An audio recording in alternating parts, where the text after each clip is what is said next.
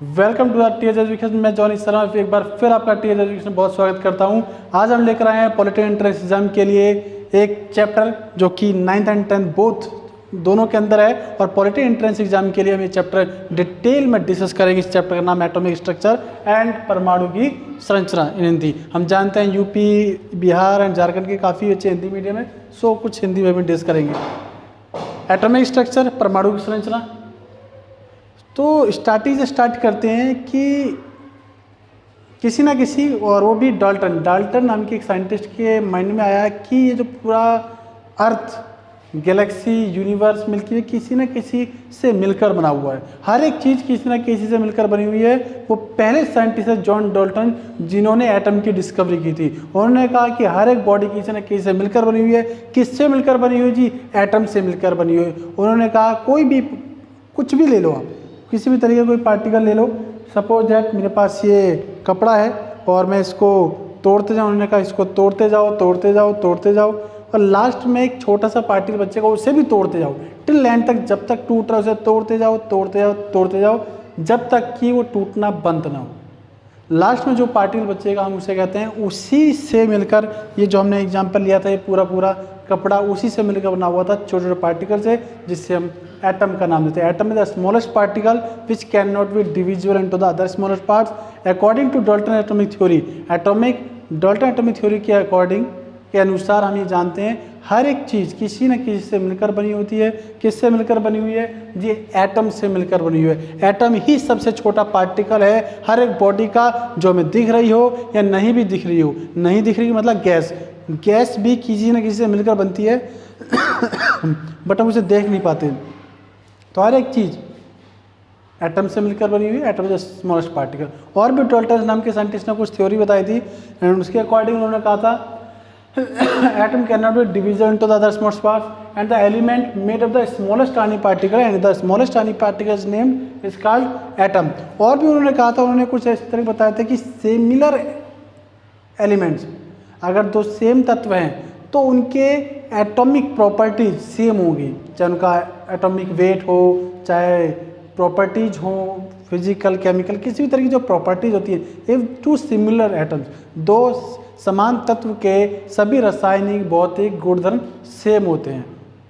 और उन्होंने ये बोला कि दो विभिन्न या टू डिसिमिलर एलिमेंट्स के रासायनिक गुणधर्म, भौतिक गुणधर्म, the physical character and the properties and the chemical property will be different in the case of the dissimilar elements. ये भी उनकी बात थी। लेकिन फाइनली अगर मैं आपको बताऊं कि ये उनकी कमियां थी, हालांकि स्टार्टिंग है जॉन डाल्टन ने की थी, अच्छी बात है, लेकिन इसके अंदर कुछ ना कुछ कमियां थी। इनके सभी पॉइंट्स के अंदर कमियां थी। जब मॉडर्न एटॉमिक थ्योरी आई तो मॉडर्न एटॉमिक थ्योरी के अकॉर्डिंग जॉन डाल्टन ने बोला था atom can not be divisible into the other smaller parts.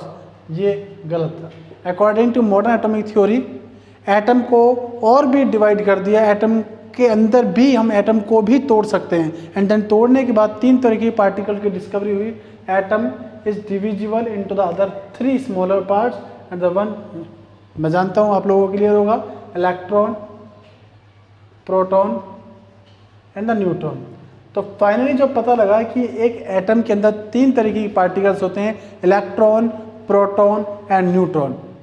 मैं एक बार डिस्कस करता हूँ कि डाल्टन नाम के साइंटिस्ट ने एटम की डिस्कवरी की थी, बट उन्होंने ये भी कह दिया था atom can not be divisible into other small part. हम एटम को और ज़्यादा नहीं तोड़ सकते, जिसे बाद में आने वाले साइंटिस्टों ने उसको और ज़्यादा तोड़ दिया था। एटम को 3 भागों में हम तोड़ सकते हैं, इलेक्ट्रॉन, प्रोटॉन और न्यूट्रॉन। एटम फंडामेंटल, अच्छा हम डिटेल में अगर हम बात करें तो एटम को वैसे 40 भागों में तोड़ा गया है।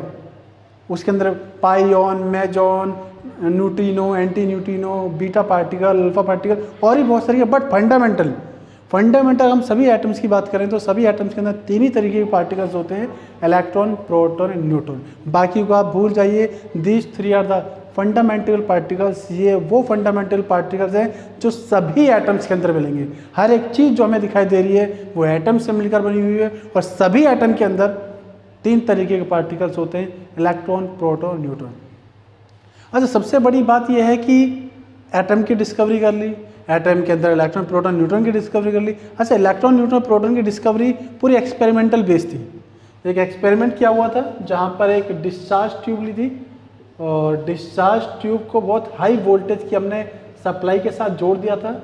इसके अंदर हाइड्रोजन गैस थी, हाइड्रोजन गैस बहुत लो प्रेशर पे, लो प्रेशर मतलब हमने बहुत कम अमाउंट में हाइड्रोजन के पार्टिकल्स डाले थे, हाइड्रोजन के आइटम बहुत कम मात्रा में डाले थे हमने, बहुत कम थे। तो जैसे हमने हाई वोल्ट की बैटरी, बहुत हाई वोल्ट की बैटरी लगाई, तो इसमें जो एयर होती है, एयर में से भी करंट पास हो जाता है। आपने देखा होगा जब बारिश के टाइम पे या एयर की बात करें, बिजली कड़कती है तो ऊपर बहुत ज़्यादा पॉजिटिव चार्ज होता है। हम जानते हैं प्लेट पे दो, किसी भी बैटरी पे एक पॉजिटिव टर्मिनल होता है, एक नेगेटिव। पॉजिटिव की वजह से ये प्लेट पॉजिटिव हो जाती है, नेगेटिव की वजह से नेगेटिव हो जाती है। जब पॉजिटिव और नेगेटिव बहुत हाईली चार्ज, या बहुत ज़्यादा हाई पॉजिटिव चार्ज या बहुत ज़्यादा हाई नेगेटिव चार्ज, उनके बीच में डिस्टेंस बहुत कम होती है, तो इसमें स्पार्किंग यानी कि बिजली, लाइटनिंग जिसे हम बिजली भी कहते हैं, या इसके अंदर करंट पास होता है। कैसे करंट पास होता है? जो हाइड्रोजन एटम है, वो हाइड्रोजन एटम टूट गया, आयनाइज हो गया, हाइड्रोजन एटम टूट गया, तो उन्होंने देखा कि कुछ पार्टिकल्स प्लस की तरफ जा रहे हैं और कुछ पार्टिकल्स माइनस की तरफ जा रहे हैं। कैसे पता लगा? उन्होंने एक फ्लोरोसेंट ट्यूब लगाई थी, फ्लोरोसेंट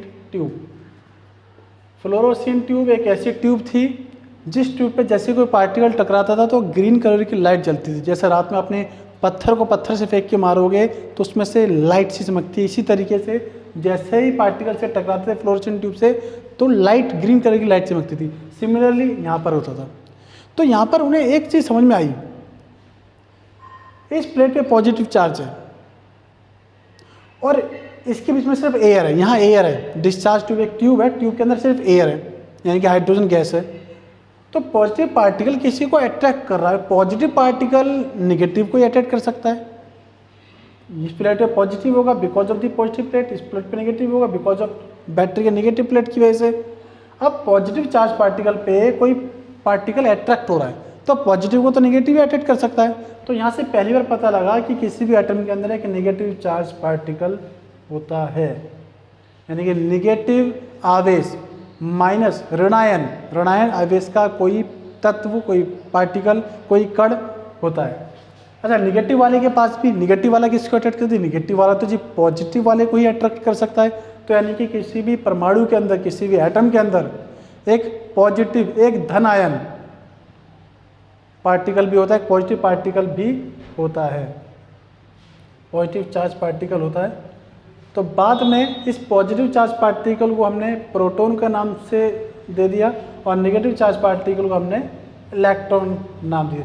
इस तरीके से किसी भी परमाणु के अंदर, किसी भी एटम के अंदर इलेक्ट्रॉन और प्रोटॉन की डिस्कवरी हुई थी। कैसे डिस्कवरी हुई थी एक बार मैं क्लियर बता देता हूँ। एक डिस्चार्ज ट्यूब ली थी, एक डिस्चार्ज ट्यूब लिए, इसके अंदर हाइड्रोजन गैस डाल दिए और बहुत हाई वोल्ट की बैटरी से, बहुत हाई वोल्ट की बैटरी से हमने किसी दोनों प्लेट को कनेक्ट कर दिया। मेटल की प्लेट थी, इस पर पॉजिटिव चार्ज बहुत ज़्यादा स्टोर हो गया, इस पर नेगेटिव चार्ज स्टोर हो गया, इतना ज़्यादा स्टोर हो गया कि इसके बीच में जो एयर थी वो टूट गई। मतलब एक एयर थी, हाइड्रोजन गैस था, और हाइड्रोजन गैस होने के बाद उन्होंने देखा कि कुछ पार्टिकल इधर जा रहे हैं, कुछ पार्टिकल इधर जा रहे हैं। तो वहाँ पर पता लगा कि किसी भी एटम के अंदर दो तरह की पार्टिकल्स होते हैं, नेगेटिव चार्ज पार्टिकल और positive charge particle. Negative charge particle को हम इलेक्ट्रॉन के नाम से जानते हैं, पॉजिटिव पार्टिकल को हम प्रोटॉन के नाम से जानते हैं। अच्छा, कुछ लोगों ने इसे कैथोड और एनोड से ही बोला। ये जो रे जा रही है, जो पॉजिटिव की तरफ जो रे जा रही है, उसे एनोड रे कहते हैं, एनोड रे। और जो नेगेटिव रॉड की तरफ, नेगेटिव प्लेट की तरफ जो रे जा रही है, उसे कैथोड रे कहते हैं। अब हम ये कैसे पता लगाएंगे? पॉजिटिव को कौन अट्रैक्ट करेगा जी? एनायन, मतलब ऋणायन। एनायन वाली रे को हम एनोड रे कहेंगे, पॉजिटिव वाली रे को हम कैथोड रे कहेंगे। इस तरीके से किसी भी एटम के अंदर इलेक्ट्रॉन और प्रोटॉन की डिस्कवरी हुई थी। लेकिन न्यूट्रॉन की डिस्कवरी हुई थी बाई वेट। जब हमने किसी बॉडी का वेट मेजर किया जी, हमारे पास कुछ हमने देखा 10 इलेक्ट्रॉन हैं, 10 प्रोटॉन हैं, ये एटम है, इसका एटम, और इस जब हमने दो कंपेयर किया तो हमने देखा इलेक्ट्रॉन प्रोटॉन को मिलाने पर जो वेट है और किसी एटम का वेट है वो कहीं ना कहीं बहुत ज़्यादा है। यानी कि फाइनली उन्होंने ये पता लगाया कि इसके अंदर कोई ऐसा भी पार्टिकल है जिस पर चार्ज नहीं है, जिस पर आवेश नहीं है, लेकिन भार सबसे ज़्यादा है, वेट सबसे ज़्यादा है, जिसकी वजह से वेट में डिफरेंस आ रहा है। हमें पता है इसके अंदर कितने नंबर ऑफ प्रोटॉन है, हमें पता है कितने नंबर ऑफ इलेक्ट्रॉन है, बट फिर भी वेट की कैलकुलेशन में डिफरेंस आ रहा है। इसका मतलब बाद में उन्होंने फाइनली प्रूव किया कि इसके अंदर एक ऐसा पार्टिकल भी है जिसके ऊपर कोई चार्ज नहीं है, बट वेट इन दोनों से ज़्यादा है। वहाँ पर न्यूट्रॉन की डिस्कवरी हुई थी। न्यूट्रॉन एक अनचार्ज पार्टिकल है जिस पर कोई आवेश नहीं होता बट वेट सबसे ज़्यादा होता है। इस तरीके से मॉडर्न एटॉमिक थ्योरी के according atom can divisible into the 3 smaller part. हम परमाणु को 3 भागों में तोड़ सकते हैं, इलेक्ट्रॉन, प्रोटॉन और न्यूट्रॉन। ये चैप्टर बहुत इंपॉर्टेंट, ध्यान समझें। एटम को हम 3 भागों में तोड़ सकते हैं, इलेक्ट्रॉन, प्रोटॉन, न्यूट्रॉन। अच्छा, सबसे बड़ी बात क्या थी? सबसे बड़ी बात ये थी, ना तो एटम को कोई देख पाया, ना तो ऐसा इंस्ट्रूमेंट बन पाया कि जो एटम को देख पाए। ना तो इलेक्ट्रॉन माइक्रोस्कोप एटम को देख सकता है, ना ही माइक्रोस्कोप, ना तो कोई ऐसा माइक्रोस्कोप बनाता उस ज़माने में कि एटम की डिस्कवरी हो पाए। बट फिर भी हमने एटम के अंदर के भी पार्टिकल्स को डिस्कवर कर लिया, इलेक्ट्रॉन, प्रोटॉन। बट अभी तक, उस टाइम तक किसी को ये नहीं पता था कि एटम की शेप कैसी होती है। ये इलेक्ट्रॉन, प्रोटॉन, न्यूट्रॉन एटम के किस कॉर्नर में होते हैं और किस पोजीशन में होते हैं, किस लोकेशन में होते हैं। अब बात आती है शेप ऑन एफ एटम। हम एटम की शेप के बारे में डिस्कस कर रहे थे, लेकिन शेप से पहले अभी हमने डिस्कस कर लिया एटम के अंदर 3 तरह के पार्टिकल्स होते हैं, इलेक्ट्रॉन, प्रोटॉन, न्यूट्रॉन। मैं थोड़ा सा और उसके बारे में आइडिया दे देता हूँ। इलेक्ट्रॉन, प्रोटॉन, न्यूट्रॉन में अगर आप वेट का डिफरेंस की बात करो, चार्ज या आवेश के बारे में डिफरेंस करें, या उनके रिलेटिव वेट के बारे में डिस्कस करें, तो एक बार क्लियर कर लेते हैं। एक इलेक्ट्रॉन पे माइनस का चार्ज होता है, माइनस का आवेश होता है, कितना होता है? माइनस का 1.6 × 10⁻⁻⁹ कूलाम। कूलाम में आवेश को नापा जाता है, चार्ज को नापा जाता है कूलाम। प्रोटॉन पे जस्ट उसका अपोजिट प्लस में होता है, प्लस का 1.6 × 10⁻⁹ कूलाम। न्यूट्रॉन जैसा कि हम डिस्कस कर चुके हैं, इस पर 0 चार्ज होता है, उदासीन होता है, न्यूट्रल होता है। अगर हम इसके वेट की बात करें एटम में, इलेक्ट्रॉन की वेट की बात करें तो इलेक्ट्रॉन का वेट होता है 9.1 × 10⁻⁻31, जो कि बहुत बहुत बहुत कम है, ना के बराबर है। 10⁻⁻13 बहुत कम है।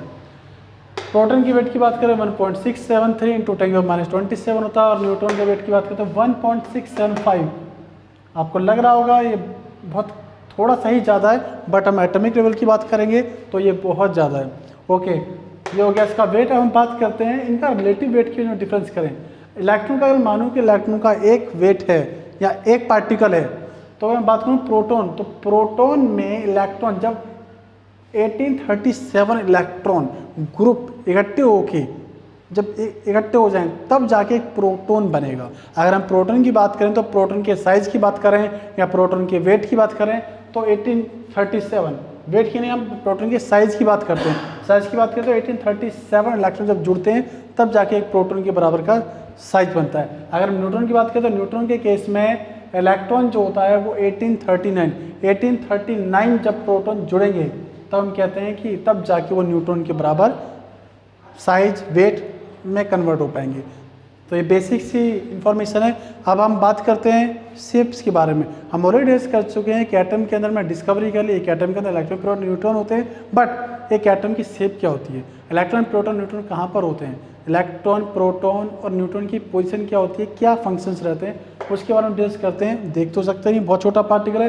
तो जे थॉमसन पहले साइंटिस्ट थे जिन्होंने अपनी डिटेल में स्टडी करके समझकर, एक्सपेरिमेंटल डाटा नहीं है, अपनी ही सोच समझ के हिसाब से उन्होंने कहा कि एक एटम जो होता है एक वाटरमेलन की तरह होता है, एक तरबूज की तरह होता है, और इलेक्ट्रॉन उसमें जिस तरीके से उसके अंदर सीड्स होते हैं, बीज होते हैं, उसी तरीके से किसी भी एटम के अंदर इलेक्ट्रॉन उसके अंदर होते हैं। तो उन्होंने एक एटम को वाटरमेलन से कंपेयर किया, ठीक है। उन्होंने वाटरमेलन से कंपेयर करने के बाद उन्होंने ये तो प्रूव कर दिया कि एक एटम इज इलेक्ट्रिकली न्यूट्रल, एक एटम इलेक्ट्रिकली न्यूट्रल होता है। एटम परमाणु जो होता है उदासीन होता है, उसके ऊपर ना तो पॉजिटिव चार्ज होता है ना नेगेटिव चार्ज होता है। क्यों? क्योंकि किसी भी परमाणु के अंदर जितने नंबर ऑफ प्रोटॉन्स होते हैं उतने नंबर ऑफ इलेक्ट्रॉन्स होते हैं। तो प्रोटॉन, न्यूट्रॉन, प्रोटॉन और इलेक्ट्रॉन सेम होने की वजह से total net atom on atom is 0।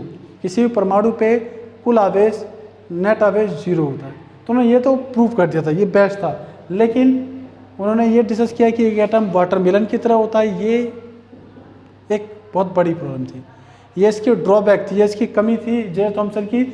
और ये प्रूव किया रदरफोर्ड ने उनसे ये क्वेश्चन डिस्कस किया कि एक एटम अगर वाटरमेलन की तरह है तो सभी एटम वाटरमेलन हुए, और वाटरमेलन मीन्स एटम कंबाइन क्यों होते हैं, क्यों परमाणु आपस में जुड़ते हैं? जब इलेक्ट्रॉन भी अंदर है, प्रोटॉन भी अंदर है, न्यूट्रॉन भी अंदर है, तो एक एटम को दूसरे एटम से जो फोर्स लगता है, एटॉमिक फोर्स लगता है, वो किस रीजन की वजह से लगता है? लगेगा ही नहीं। अगर इलेक्ट्रॉन प्रोटॉन न्यूट्रॉन आप तीनों अंदर बता रहे हो तो एटम एटम कंबाइन क्यों होते हैं? इसका आंसर नहीं बता पाए थे वो, तो रदरफोर्ड ने एक्सपेरिमेंटली डाटा, क्योंकि जे थॉमसन ने उल्टा पूछा आप बताओ, तो रदरफोर्ड ने एक्सपेरिमेंटल डाटा डिस्कस किया। रदरफोर्ड ने एक्सपेरिमेंटली प्रूफ किया कि एक एटम के अंदर इलेक्ट्रॉन प्रोटॉन न्यूट्रॉन कहाँ होते हैं, उनका क्या वर्क होता है। ओके, अब हम बात करते हैं रदरफोर्ड एक्सपेरिमेंट। रदरफोर्ड वो पहला साइंटिस्ट था जिसने प्रूव किया कि किसी भी एटम की शेप कैसी होती है, किसी भी एटम के अंदर इलेक्ट्रॉन प्रोटॉन न्यूट्रॉन कहाँ होते हैं। किस तरीके से प्रूव किया?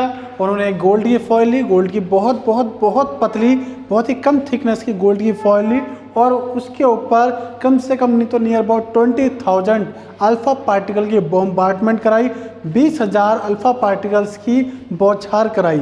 तो उन्होंने क्या देखा? प्रैक्टिकली एक्सपेरिमेंटली उन्हें यह प्रूव किया कि 20,000 में से 92% particle as it is pass हो गए, सेम जिस तरीके से आ रहे थे, विदाउट एनी डिफ्लेक्शन, बिना किसी एंगल पे मुड़े, सीधा सीधा 90% पार्टिकल, अल्फा पार्टिकल सेम जैसे आ रहे थे वैसे ही निकल गए। उनमें से सिर्फ 5% या 3% ऐसे पार्टिकल्स थे जो डिफ्लेक्ट हुए और सिर्फ 2% ऐसे पार्टिकल थे जो बिल्कुल सेम टू सेम अपनी पाथ से रिवर्ट बैक हो गए। लेकिन इंपॉर्टेंट चीज़ यह है कि 90% अल्फा पार्टिकल किस तरीके से गोल्ड की फॉइल को पार कर गए। जब ध्यान से देखा गया इस गोल्ड फॉइल को, तो उन्होंने देखा ना तो इसमें कोई होल है, ना तो इसमें कोई सुराख है, ना कोई होल है। जिन अल्फा पार्टिकल निकले तो निकले कैसे? वहाँ पर इन्होंने बहुत ही माइंड की थ्योरी लगा के अपने दिमाग से और ये देखा कि यानी कि कुछ तो है, अगर अल्फा पार्टिकल बीच में से पार हो गए तो गैप तो है, बट वो हमारी आंखों से नहीं दिख रहा और वो जुड़े हुए भी हैं। तो यहाँ से उन्होंने एक्सपेरिमेंटल हुआ, रदरफोर्ड नाम के साइंटिस्ट ने, उन्होंने ये प्रूव किया कि एक एटम और दूसरे एटम के बीच में गैप तो होता, बट वो गैप नहीं, उस गैप के अंदर इलेक्ट्रॉन्स मूव करते हैं। यहाँ से रदरफोर्ड नाम के साइंटिस्ट ने एक्सपेरिमेंटली प्रूव करके बताया कि किसी भी एटम के अंदर एक न्यूक्लियस होता है, किसी भी एटम के अंदर एक न्यूक्लियस होता है, न्यूक्लियस में न्यूट्रॉन एंड प्रोटॉन होते हैं, किसी भी न्यूक्लियस के अंदर न्यूट्रॉन प्रोटॉन होते हैं और उसके चारों ओर इलेक्ट्रॉन्स इस तरीके से रिवॉल्व करते हैं जैसे कि सन के चारों ओर अदर प्लेनेट। मैं एक बार फिर डिस्कस करता हूँ। रदरफोर्ड नाम के साइंटिस्ट ने प्रूव कर दिया कि किसी भी एटम के अंदर एक टाइनी पार्टिकल होता है जिस पर टोटल वेट होता है, दैट इज न्यूक्लियस। रदरफोर्ड के नाम के साइंटिस्ट ने एक प्रूव किया कि एक एटम के अंदर न्यूक्लियस होता है जिस पर किसी भी एटम का टोटल वेट उसी पर डिपेंडेंट होता है एंड उसके चारों ओर इलेक्ट्रॉन्स रिवॉल्व करते हैं। और कैसे रिवॉल्व करते हैं? जैसे just like as a other planets revolve around the sun, जिस तरीके से बाकी सभी ग्रह प्लैनेट एक सूरज के चारों ओर चक्कर लगाते हैं, उसी तरीके से न्यूक्लियस के चारों ओर इलेक्ट्रॉन्स चक्कर लगाते हैं। उन्होंने 2 पॉइंट बताए। पहला पॉइंट क्या है? उन्होंने पहला प्रूव ये किया कि किसी भी परमाणु के अंदर एक नाभिक होता है और नाभिक में ही सारा वेट छुपा होता है। दूसरा उन्होंने बोला कि इसके चारों इलेक्ट्रॉन्स इस तरीके से मूव करते हैं जैसे कि सन के चारों ओर अदर प्लैनेट। तो रदरफोर्ड नाम के साइंटिस्ट ने ये तो प्रूव कर दिया था कि एक एटम के अंदर इलेक्ट्रॉन प्रोटॉन न्यूट्रॉन कहाँ होते हैं, ये बेस्ट, सब कुछ बढ़िया। लेकिन नील्स बोर के नाम के साइंटिस्ट ने ये कहा कि आप किस तरीके से बात कर सकते हो।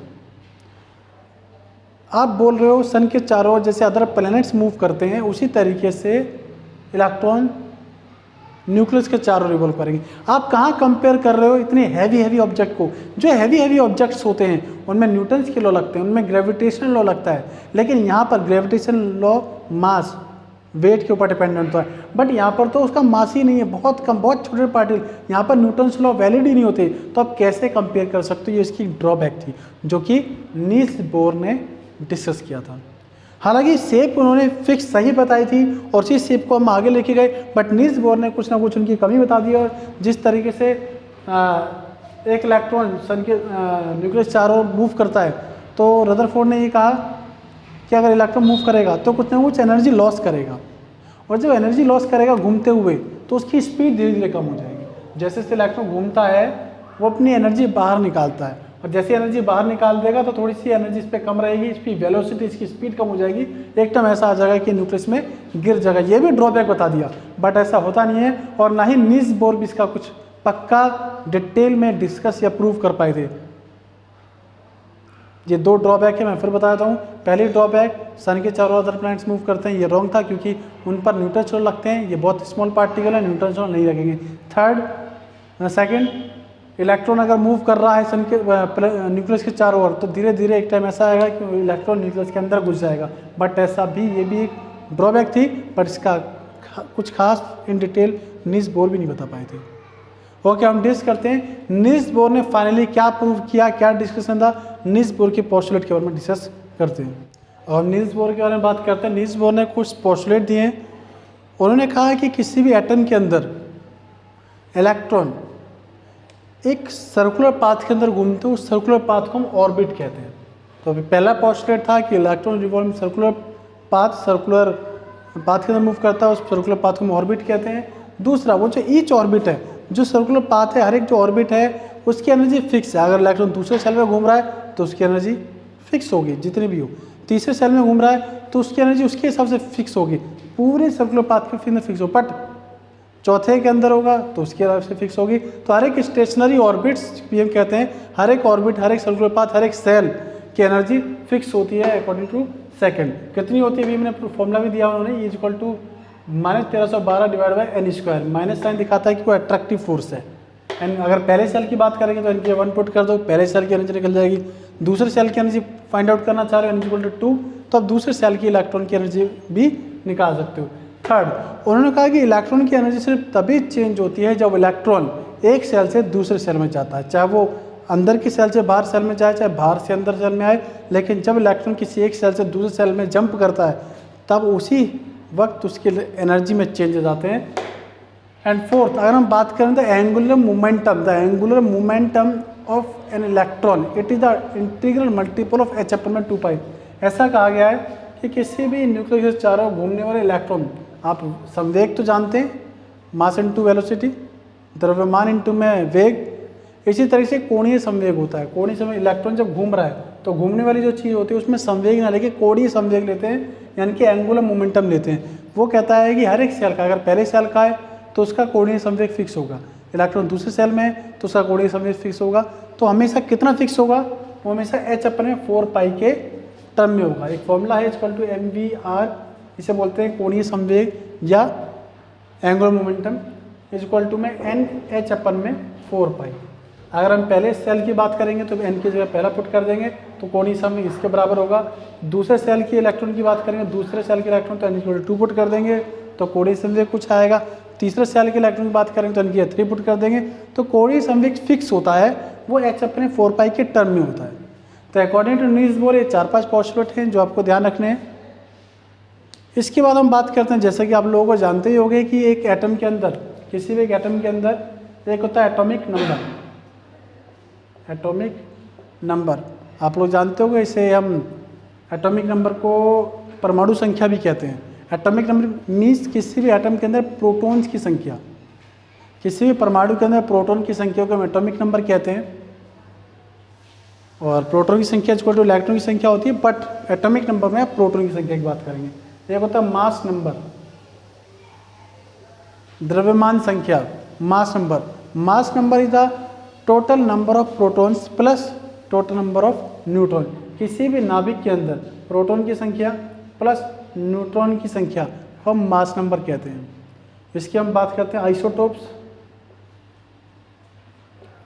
इसे समस्थानिक भी बोलते हैं। आइसोटोप्स क्या होते हैं, समस्थानिक क्या होते हैं, दो ऐसे परमाणु, दो अलग अलग परमाणु, लेकिन जिनके अंदर प्रोटॉन की संख्या सेम हो, जिनके अंदर प्रोटॉन की संख्या सेम हो और न्यूट्रॉन की संख्या अलग हो, यानी कि एटॉमिक नंबर तो सेम हो बट मास नंबर डिफरेंट हो, उसको हम समस्थानिक आइसोटोप्स कहते हैं।